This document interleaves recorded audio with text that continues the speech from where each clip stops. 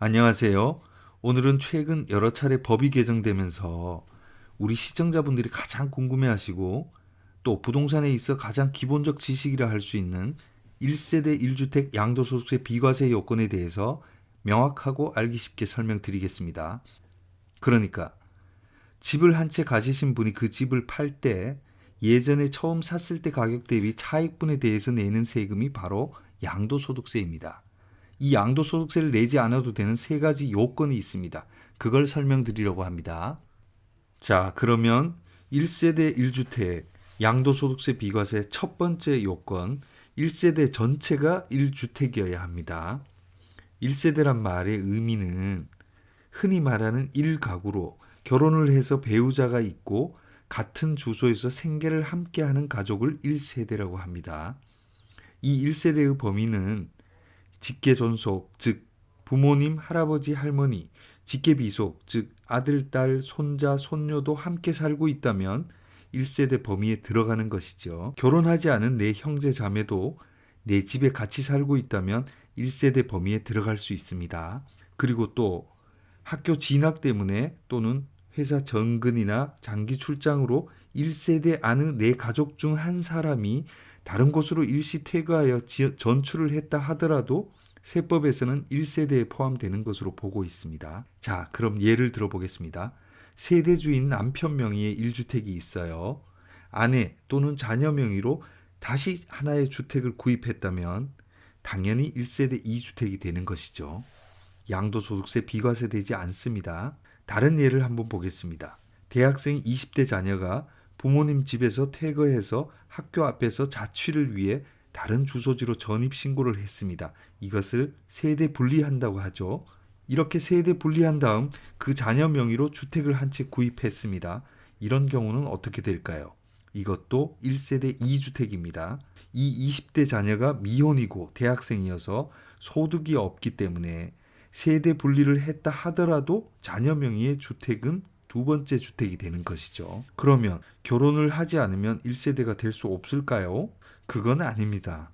세 가지 예외가 있습니다. 첫 번째, 만 30세 이상이면 미혼이더라도 독립세대가 될 수 있습니다. 두 번째, 결혼을 했다가 배우자가 사망 또는 이혼한 경우 독립세대가 될 수 있습니다. 세 번째, 미혼이고 만 30세가 되지 않았더라도 중위소득 40%에 해당하는 일정한 소득이 있어서 독립적으로 생계를 유지할 수 있는 경우도 별도 독립세대가 될 수 있습니다. 이 말은 뭐냐 하면요. 2020년 기준 1인 가구 중위소득이 월 175만 원입니다. 여기서 40%니까 월 70만 원 정도 되겠죠? 20대 자녀가 세대 분리해서 그 정도 소득이 있으면 독립세대가 될 수 있다는 겁니다. 자, 다음으로 1세대 1주택 양도소득세 비과세 요건, 그 두 번째 요건은 바로 주택을 2년 이상 보유해야 한다는 것입니다. 그런데 규제지역의 경우는 2017년 8월 2일 파리 대책 이후 취득한 주택은 2년 이상 보유 외에도 2년 이상 거주를 해야만 양도소득세가 비과세된다는 점 알고 계셔야 합니다. 여기서 규제지역이란 것은 투기지역, 투기과열지구, 조정대상지역을 말하는데요. 그런데 만일 주택 취득 시에는 규제지역이 아니었는데 그 이후에 규제지역으로 지정되었다면 어떻게 될까요?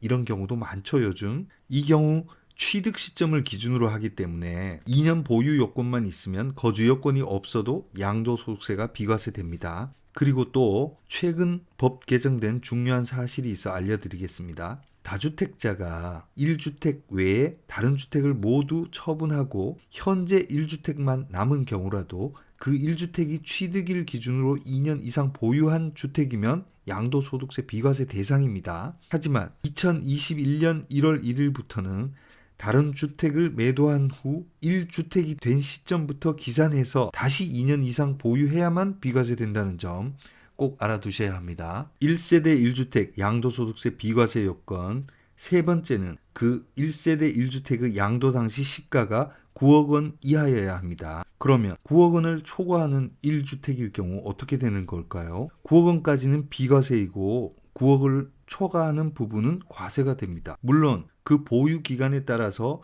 장기 보유 특별공제로 상당 부분의 양도소득세를 공제받을 수 있습니다. 장기보유 특별공제라는 것은 3년 이상 주택을 보유한 소유주에게 양도소득세의 일정액을 공제해 줌으로써 주택을 장기적으로 보유하게끔 유도하려는 제도예요. 2019년까지는 1주택자의 경우 장기보유 특별공제로 매년 8%를 공제해주고 10년 이상 보유 시 최대 80%까지 양도소득세를 공제해 주었습니다. 그런데 지난 두 번의 대책에서 이 장기보유 특별공제 요건이 강화되었습니다. 전 월세를 안고 주택을 투자해서 거주는 하지 않고 장기보유 특별공제 혜택을 보는 사례가 많아졌기 때문에 정부에서 대책이 나온 거죠. 먼저 2018년 9월 13일 9.13 대책에서 2년 이상 거주를 한 경우만 연 8% 최대 10년 보유 시 80% 공제 혜택을 적용하고 2년 미만 거주한 경우에는 연 2% 최대 15년 보유 시 30% 공제 혜택을 적용하게 되었고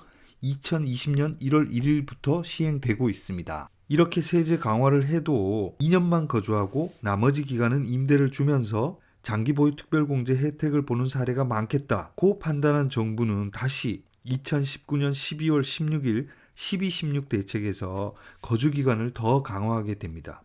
2021년 1월 1일부터 시행되는데요.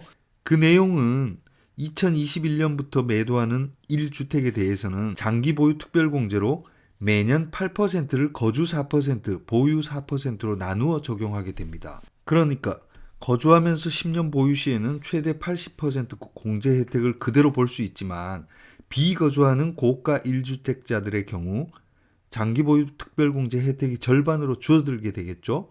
양도소득세 부담이 그만큼 늘어나게 되는 거예요. 결과적으로 종합해보자면 9억 원까지는 비과세이고 9억 초과 부분은 장기보유 특별공제가 있어서 9억 초과 고가주택이라 하더라도 장기보유 1주택자인 경우는 양도소득세는 아주 미미하다. 다만 2021년부터는 거주하지 않고 보유만 하는 9억 초과 1주택의 경우는 양도소득세 부담이 다소 늘어난다. 이렇게 정리 드릴 수 있겠습니다. 1세대 1주택 양도소득세 비과세 요건 한 페이지로 다시 정리하자면 첫째, 1세대 전체가 1주택일 것. 두 번째, 2년 이상 보유할 것.